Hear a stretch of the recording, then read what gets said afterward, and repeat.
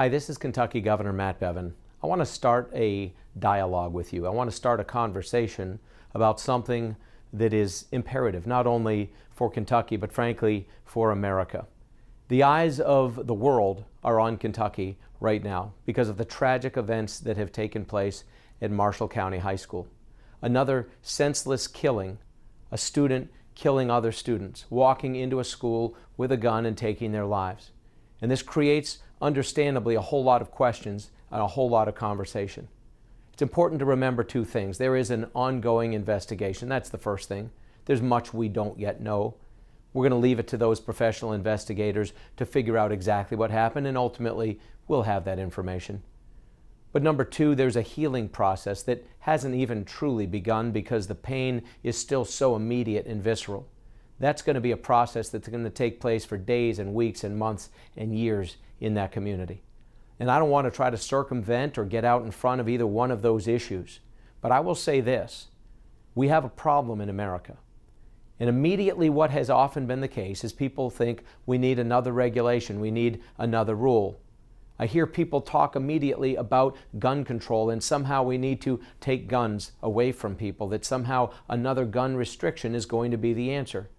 But I would submit to you that it's deeper than that.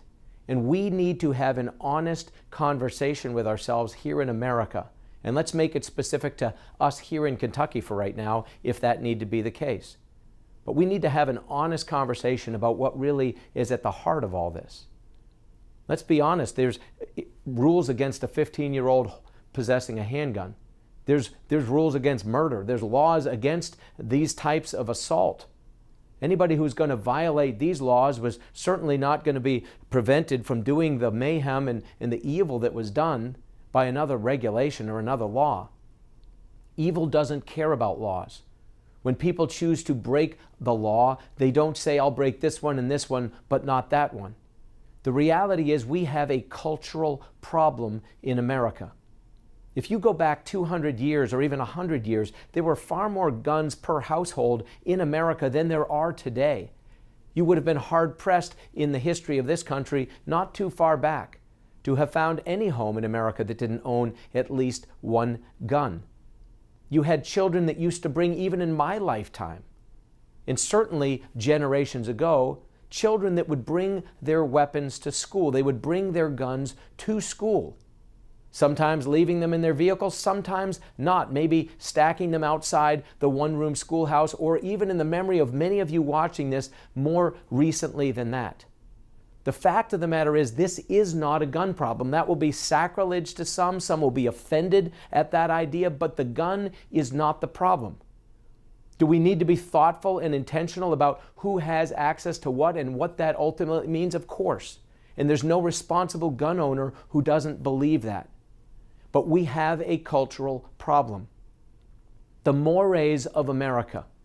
And there will be many that will confuse that with morality, although morality is certainly part of it. But the mores that define who we are and what is or is not acceptable, what we do or don't tolerate, where we draw lines and where we put boundaries, these things have been changing and not for the better. You look at what's happening in popular culture. This is not a religious issue. There'll be the naysayers and the poo-pooers who immediately think, oh, you're going to talk about religion. I will tell you this, I'm going to talk about morality. Because if people don't believe they have responsibility to anyone other than themselves, that there is no pecking order of authority, that there is no absolute right and wrong, that everything is morally relative, when we live in that type of morally gelatinous state, we have a problem.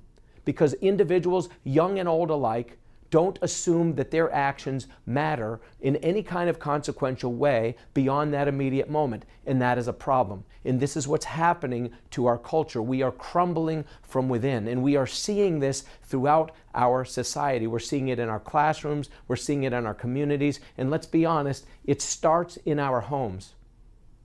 I am challenging everybody who has anything to do with what I'm about to say to take this to heart, and let's start a conversation. Social media has become cancerous as it relates to the spreading of the types of things that lead to this. It has been an amazing blessing on many fronts. The ability for people to communicate, my ability to have this conversation with you right now. These are some of the things that are a benefit of social media. But it has led to an increasingly sadistic and evil and sinister use in a way that has created problems that we don't know the answers to. I don't, and I'm guessing no single person does, but we've got to be honest about the fact that these undercurrents exist, that cyberbullying and things of this sort exist. Whether that had anything to do with this instance or the next one or the one before it or whatever the case might be is not the point. The point is it does exist in America, and it leads to tragedy after tragedy. Look at our popular culture. Look at our movies. The violence, the disregard for the value of human life. We are becoming increasingly desensitized. Our young people are desensitized to it. We have a culture of death in America. We can pretend we don't. We can think that people can separate fact from fiction, from their lives, from that which they see. But if they are immersed in it at every turn, in television, in movies, in music, all of it. Listen to the lyrics of music today. It celebrates a culture of death. Not all of it, fair enough, but an amazing amount of it. And parents, I'm asking you to wake up and be aware of what it is that your children are listening to. To you young people, be mindful of what you put in, because it becomes a part of your entire physiology, your entire mental makeup. It becomes a part of who you are. You are a creation of what you surround yourself by.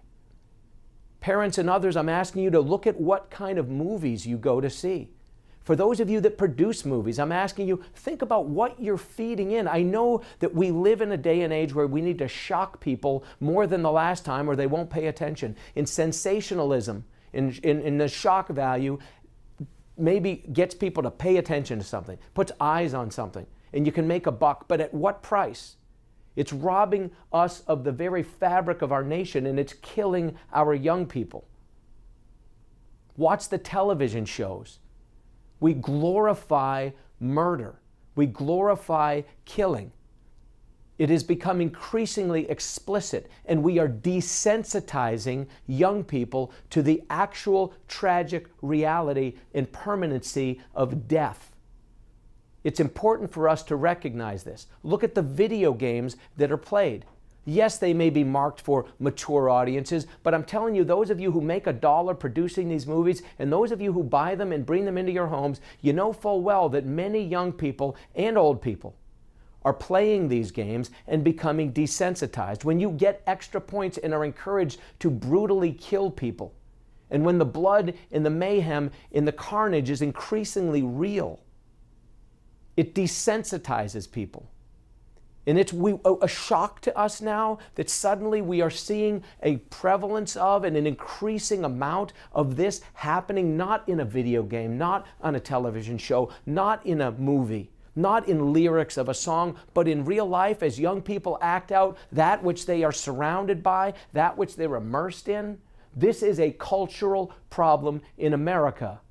And I'm asking the people who produce this media, the people who produce this entertainment, I'm asking the people who profit from it, I'm asking for those of you who are executives in the social media ranks who, and I am a big believer in the Constitution of the United States and in our freedom of speech, but we have got to start to think about the filth, let's be honest, that is feeding through so many of the mediums, covered and protected by things that perhaps are not good for us, protected by a Constitution that is good for us, but creating an end result that is not. What are those boundaries? I don't know. Should there be any? Should there be some content that is not given to us and to children without any kind of a filter or screen? These are conversations we need to have. It is a cultural problem. To the parents, I encourage you to be increasingly diligent. To young people again, and to teachers and to coaches and to others of influence in their lives, be mindful of what is listened to.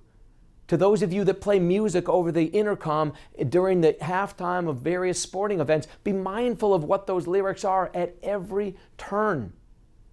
Our culture is crumbling from within, and the cost of it is high. The societal and emotional and psychological and moral cost is becoming more than our nation can bear. I have spent time with mothers and fathers who have lost children in tragic instances. And there is no ability, there are no words to describe the grief of a parent, the grief of a sibling, the grief of a friend, the grief of a classmate, of a teacher, of a community who have lost someone that is an immediate part of their family or their community. Something has to be done. Let's start a dialogue. How exactly it forms, I don't know. But I'm calling on other governors. I'm calling on the President of the United States. I'm calling on our U.S. Congress. I'm calling on anyone who's in a position of influence, every superintendent, every CEO of every media company that produces a video game that is violent in its nature, the movie producers who make the movies, the record producers who produce the music that we listen to, all of you. We've got to step up. We're the adults. Let's act like it. Let's step forward, let's start a conversation, and let's figure out how to try to repair this fabric of America that's getting shredded beyond recognition. Thank you.